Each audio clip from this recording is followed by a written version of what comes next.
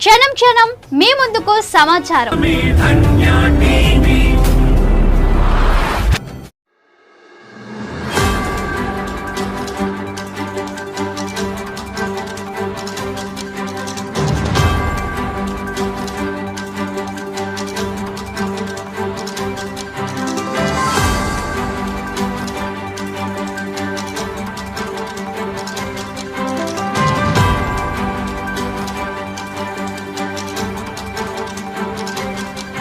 Murder జరిగిన వ్యక్తి పేరు రాఘవేంద్ర అలియాస్ పప్పి.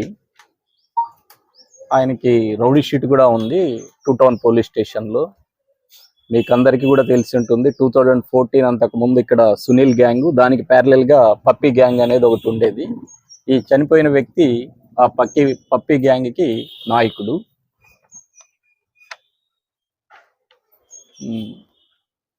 ఇక మొన్న 1వ తేదీ 30వ తేదీ మనకి 1వ తేదీ మర్డర్ అయితే 30వ తేదీని మన ఈయన లోకేశ్వర్ రెడ్డి అనే వ్యక్తి, ప్రొద్దుటూరుకి చెందిన వ్యక్తి అక్కడ హోటల్లో రూమ్ తీసుకోవడం జరిగింది. హోటల్లో రూమ్ తీసుకొని మళ్ళీ 1వ తేదీ రాత్రి ఈ సునీలు, ముజీబు వీళ్ళంతా కలిసి తాగుతునేటప్పుడు ఈ చనిపోయిన వ్యక్తి ఈ లోకేశ్వర్ రెడ్డికి ఫోన్ చేయడం జరిగింది. ఆ ఫోన్ చేస్తే డబ్బులు అడిగారని, ఆ డబ్బులు లేవు, కావాల్సింటే వచ్చి తాగు అని లోకేశ్వర్ రెడ్డి అనడం జరిగింది. ఆ లోకేశ్వర్ రెడ్డి ఆ రూమ్కి, రూమ్ నెంబర్ 206కి సుమారు రాత్రి 10:30 గంటలకు వెళ్ళడం జరిగింది. వారు ఇంకా అప్పటి నుంచి అందరూ నలుగురు కలిసి తాగుతూ చిన్న చిన్న విషయాల్లో మాట పెరిగి ఒకరికొకరు కొట్టుకోవడం జరిగింది. లోకేశ్వర్ రెడ్డి మరి ఈ చనిపోయిన రాఘవేంద్ర. ఆ ఘటనలో ఈ లోకేశ్వర్ రెడ్డి అతన్ని ఈ తాగుతున్న లిక్కర్ బాటిల్తో తల మీద కొట్టడం జరిగింది. కింద పడిపోయిన వ్యక్తిని ఈ లోకేశ్వర్ రెడ్డి వీళ్ళు ఈ గొంతు పిసికి చంపేయడం జరిగింది. తర్వాత దర్యాప్తులో భాగంగా ఈ ముగ్గురు ముద్దాయిలని గుర్తించడం జరిగింది. మనకు తొలుతైతే ఈ హత్య కావించబడ్డ వ్యక్తి పేరు కూడా తెలియదు. తర్వాత దర్యాప్తులోను అక్కడ ఉన్న సీసీ ఫుటేజెస్ను వీటి ఆధారంగా హత్య గావించబడిన వ్యక్తి ఎవరు అని, ఆ రూమ్కి ఎవరెవరు వచ్చారని పరిశీలించడం జరిగింది. ఈ దర్యాప్తులో ఈ 1 టౌన్ ఇన్స్పెక్టర్ రామకృష్ణారెడ్డి, వాళ్ళ ఎస్ఐ శ్రీనివాస్, సంజీవ్ రెడ్డి కష్టపడి వాళ్ళని ఈ దినము అరెస్ట్ చేయడం జరిగింది. ఈరోజు రిమాండ్కి పంపిస్తున్నాం వాళ్ళని.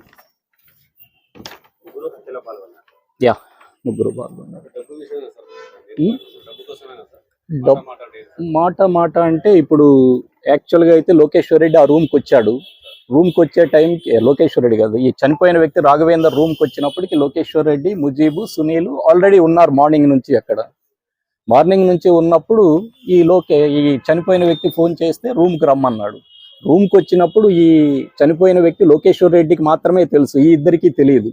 ఈ ఇద్దరు కూడా ఆయనకి తెలియదు చనిపోయిన వ్యక్తికి. అప్పుడు ఈ ముజీబుని ఉద్దేశించి వీడెవడు అనడము, కొద్దిగా ఆల్రెడీ తాగి ఉన్నాడు కాబట్టి వీడెవడు అంటే వీడు పలానా అంటే అబ్బా వీడేం పెద్ద పుడింగి అనడము, ఇట్లా మాట పెరగడం. సునీల్ను వీడెవడు అనడము, తర్వాత అలా మాట్లాడొద్దంటే నీదేంటి నిన్ను కూడా కొడతానని లోకేష్ రెడ్డిని అనడము.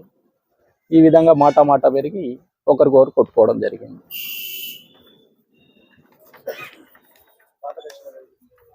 పాత కక్షలు అంటే అక్కడ ఈ మన కరోనా తరువాత కూడా ఒకరికొకరు తారసపడడం జరిగింది. ఎవరెవరు? లోకేష్ రెడ్డి, తర్వాత ఈ చనిపోయిన వ్యక్తి రాఘవేంద్ర.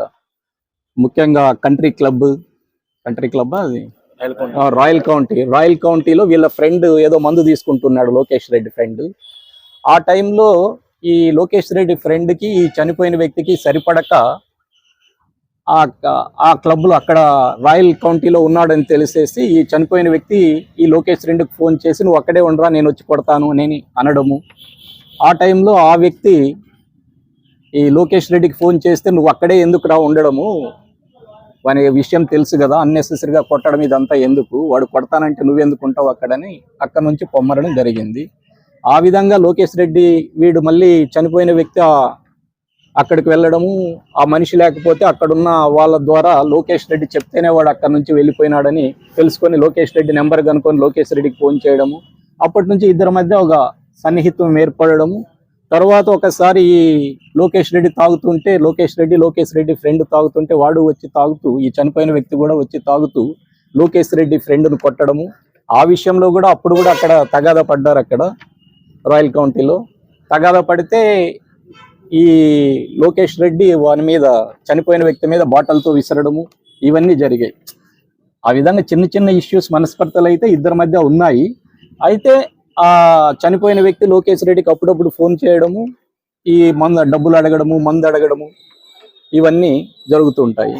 లోకేష్ రెడ్డి కింద చెడు అలవాటు ఏంటంటే రూమ్స్ తీసుకోవడము, ఎవరు అడిగినా వాళ్ళకి మందు ఫుడ్ ఇవన్నీ ఇప్పించడం. అందులో భాగంగానే ఇక్కడ 30వ తేదీ రూమ్ తీసుకున్నాడు.